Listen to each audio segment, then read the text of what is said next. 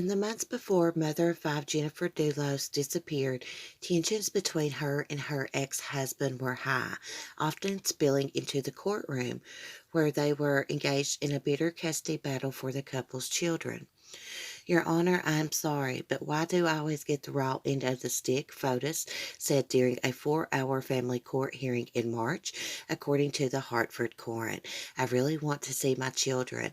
I have spent 2% of time with them since January. I am not Charles Manson. Investigators are now taking a closer look at the heated interactions between the couple during their 2-year divorce battle after Jennifer disappeared May 24th after dropping off the five children at school.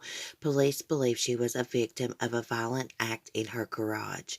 Fotis and his gal pal Michelle Troconis have been charged with evidence tampering and hindering prosecution in the disappearance. Both have pleaded not guilty.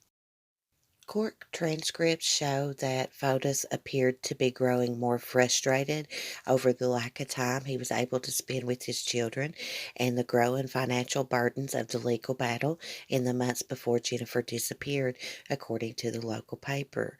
The court appointed a guardian for the children who has already been paid $175,000 in the case, while a child psychiatrist who authored a custody report in the case was paid another $40,000. Those costs are in addition to the cost of a family therapist, three psychologists, court-approved monitors who are required to supervise Fotis visits with his children. The couple, who were initially under a shared custodial agreement, each would have the children on alternate weekends shortly after Jennifer filed for divorce in June 2017. Both parents were also ordered not to expose the children to any romantic partners.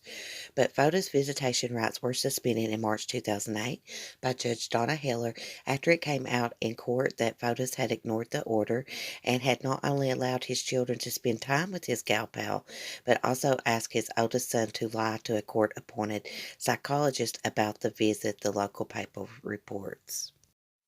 Judge Heller ordered Jennifer to have sole physical custody of the children.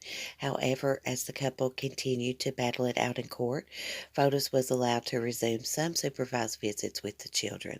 In the spring of this year, Heller set up a visitation schedule that would allow Fotis to see his children every other weekend for 7 hours at a time in supervised visits. However, he was still under orders not to allow any contact between the children and Michelle Troconis.